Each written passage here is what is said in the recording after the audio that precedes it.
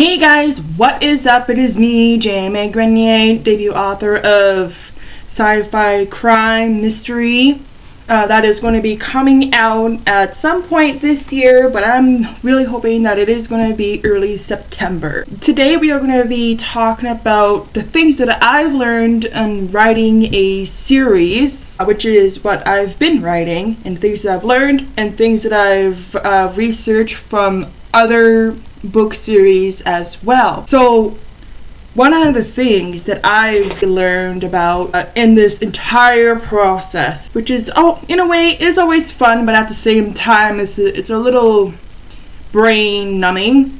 But hey, whatever. The number one thing that I've definitely learned is the planning and the questions that I've had to ask myself during this entire process. So one of the main questions that I've had to ask myself, and every writer has had to ask themselves as well, is who is the protagonist of your story?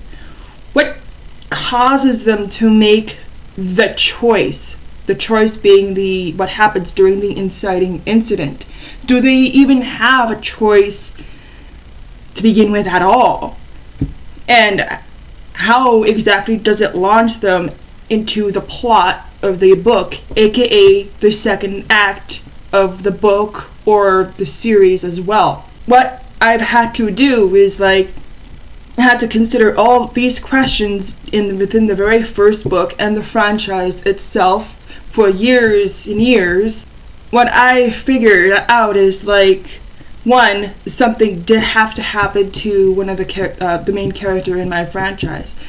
And when I figured it out, unfortunately for my character, she wasn't given a choice at all. She was forced into the plot. She was forced to make difficult choices, and she was forced to go on this journey that she didn't even want to be a part of in the first place. The plot of the book, the inciting incident, and the choice the protagonist had to make during the inciting incident, it can be just like a choice. It's basically like an ultimatum that they were given. Do they try their best to proceed with their everyday life when they know that something else is going on? Or do they proceed to figure out what is going on behind the scenes? We'll have to figure that kind of thing out before you even start to outline your books. Like some people, they will have all these colors in their head for years, like me, while others will sit down and are able to figure it out as they go. And it's just side note, those people are just so talented. I love them. I love them a lot. But anyways, back to the video here. Those are the things that you are going to have to ask yourself, especially when writing a series. And another question that you are going to have to ask yourself too is, who is the antagonist of your book, of your entire series? What is their goal? And did they even cause the inciting incident that launches the protagonist into the second act? Or was it something else entirely? Did they kidnap a person that they know and love? Did they murder someone they know and love? Or what happened? These are questions that you're going to have to ask about the antagonist of the entire series. Are they just doing it just to cause havoc? Or do they have a point to make? These are the questions that I've had to ask myself too. And then when I've managed to figure it all out, like I said, I put it into the book too. And another thing as well is, as I was doing all this, I didn't really have to outline the first book because I knew what I wanted in the first book, but it was the second book that I definitely needed to outline, because the second book has only been in my head for the last 5 years, going on 6 years now, and I made sure to put the inciting incident earlier in the second book because, it's the sequel in the series, and I had to launch my character into making a very, very difficult decision. Again, it wasn't even much of a choice to begin with, but she had to do what she had to do. and while also starting her own fortunate journey that she had to do, that she has to do to prove someone's innocence. Not that that's a spoiler or a teaser or anything, I'm just saying. And my lamp died. Good job, lamp! Good job! Oh well, back to the video, I guess. You're going to outline your books as a whole for the franchise as well. Some people do it differently. Some people will outline their books separately, like I did, while other people will outline their books as a whole as well. Whatever makes your brain make sense is what I'm saying, because not every writer and author is the same, right? So you gotta do whatever it is right for you. Some of the other questions that you do have to think about when writing your series is is there even a love interest? What are the kind of subplots that are going to be in your series? Sorry, I keep looking down, this is where my notes are. And if there is a love interest, how do they meet? Is it by fate? Or is it just by pure coincidence? Or is the love interest being bribed to continue to get to know the protagonist? These are the kinds of questions that you may need to ask yourself too. What is the goal of the love interest, if there is love interest at all? But those are the things that I had to figure out for my own series, and by the time I did learn what the book is really all about, all the love interests are basically kind of third tier, while the main plot is way up here, and the subplots are kind of down here. The love interest is down here because that's just not what the book is about. But it is there, it is present, it's just not the main focus of the entire series. Speaking of the characters, one of the things that you for sure have to think about, going back to the main plots of the entire book series as a whole, what kind of journey is the protagonist or protagonists going through? What kind of lessons do they have to learn as they go? You just gotta remember, the story is the character's journey as a whole. What kind of struggles are they even facing? Are they able to get to the bottom of what's happening in the story?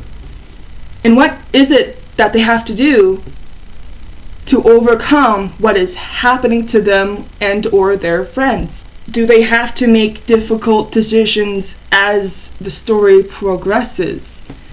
What if they were given an ultimatum again? Just in case they did have to make a difficult decision during the inciting incident. These are the things that you do have to think about too. What if there's some kind of secret power that they didn't even know that they even had? You can think about their physical strengths as well, is what I'm thinking about too. What if they have some kind of secret gift that they didn't even know that they even had? What if the character has also a negative character arc too? That every decisions that they make as well is gonna affect them? Is it gonna affect the people around them? Is it gonna affect what they're trying to prove? Do they end up becoming the next villain? Those are the questions that you're gonna have to ask if you have a character who somehow has a negative character arc in your story. And it's the same thing as the main protagonist too as well. What if that person is given difficult questions to make? By the time I figured something like that out, I realized, what if this person ends up being an antagonist in the main franchise as a whole? And yeah, the thought broke my heart because they are a really good character. But if that's the journey that they chose, then that's the journey that they chose, right?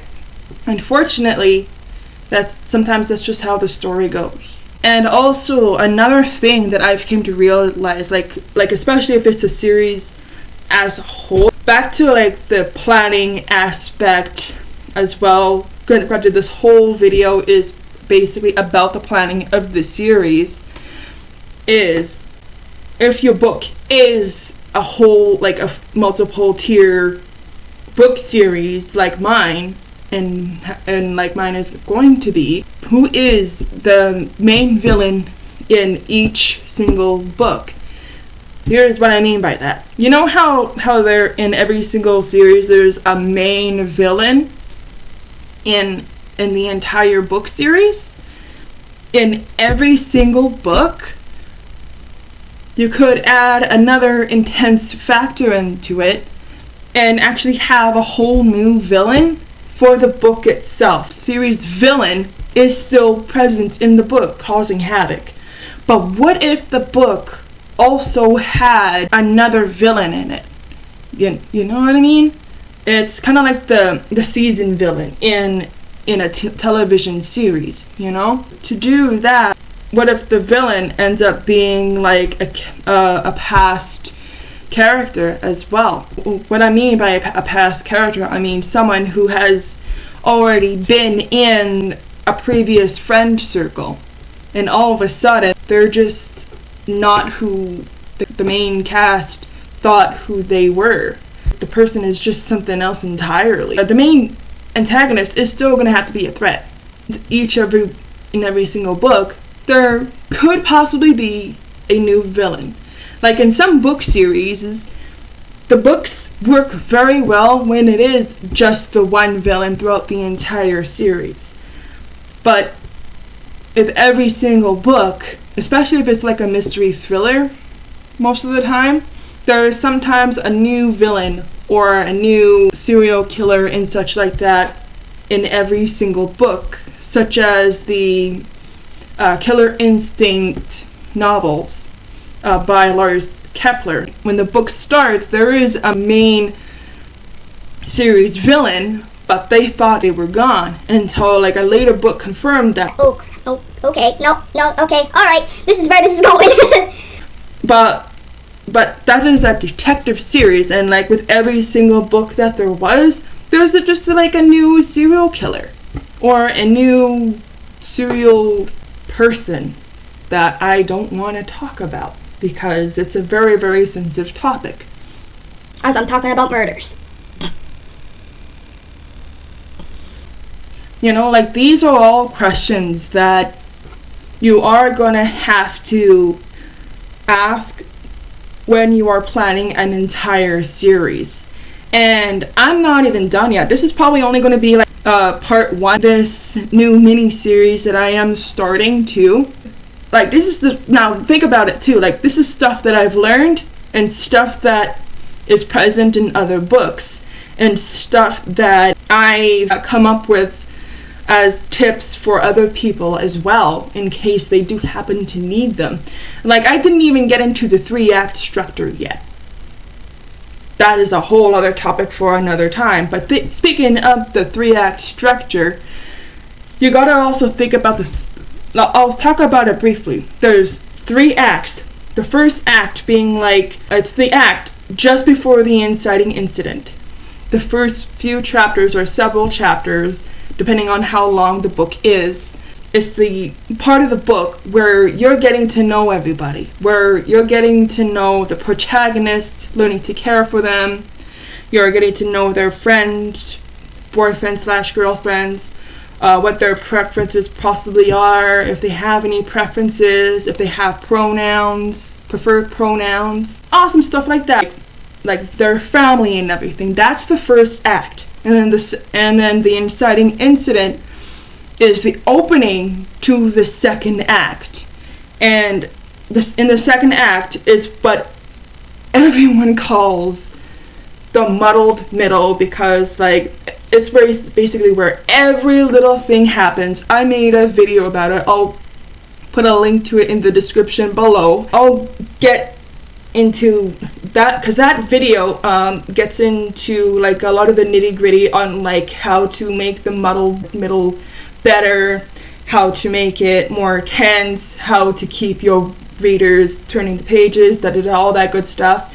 And the muddle, not the muddled middle, the second act, the second act is where like everything happens. Like it's where all the subplots are. It's where everyone like discovers this and that, a piece of evidence. And then the growing threat closer to the end of the second act. And then we have the plan and everything like that. And then all of a sudden things go to crud again. And then we have the third act. We all know what the third act is. It's the last several chapters of the entire book. And that's basically where everything goes down. It's where everything is taken to a whole other level. The desperation level is very, very high. And it's also where everyone is putting their plans into motion. It's where the protagonist attacks the antagonist. So, yeah, maybe the antagonist gets away, maybe the antagonist is killed, and such like that. In each and every single book, you have to consider the 3-act structure. No ands, buts, or ifs about it. I don't make the rules. I had to follow it in my own books as well. Everyone has to follow it. I don't make the rules. I'm just a messenger. Sorry. One of the things that like you most definitely have to think about is the inciting incident. I will make a video on getting into more depth on the inciting incident. So, the inciting incident is what launches the protagonists or protagonist, if it's only the one character, into the second act. Like, what happens during the inciting incident? Where did it happen? When? The inciting incident should be memorable. Like, for example, in the Hunger Games, the inciting incident is when Katniss Everdeen becomes who has to be the best big sister ever, sacrifices herself as tribute instead of her younger sister, Primrose Everdeen. That can be considered inciting incident because it launches her into the world of the Hunger Games and has her fighting for her life, has her fighting for survival in the domes. That's considered an inciting incident because of that. The inciting incident is where things go to heckle sticks and there's basically no turning back for the characters. One example of this, just the one, for this book here, the Dekakon House Murders, the Japanese cult classic mystery by Yukido Ayatsuji, the inciting incident, no spoilers, by the way, is when they all discover... If I can find it! Oh my gosh, where is it? It's somewhere in here. Come on, I'm probably gonna have to edit this out, aren't I? So it's not this one. Where is it? Oh my gosh, No, I remember this one. I just, for some reason, cannot remember where it is. Oh, here it is. Because this book was inspired by And Then There Are None by Agatha Christie. The inciting incident is when the characters in this book discover plates in the center of the Dekakon house room, in the main room, like this here. They discover these plates in the main room of the Dekakon house, and they think it's a joke. And as you guys can imagine, no, it was not a joke. Yeah, that's one example of an inciting incident. And it has to be memorable, too. Like, you gotta pick the inciting incident very carefully, too. Like, this has been what I've learned, what I've researched, and the tips and tricks that I've discovered for myself as well. Things I've learned and from writing a series. The planning, outlining, who is the protagonist, who is the antagonist, is there a love interest, what is the character arts. That's it. If you guys really like this video and want to see more like it, hit that like button, Don't forget to subscribe to my channel for more of my content. Ring the little bell to get notified of every time I upload a video. I upload a video, or do my best to, every single Tuesday. Any kind of bonus content that I have will be uploaded on a Thursday. You guys have yourselves a great day. Stay awesome. Stay safe.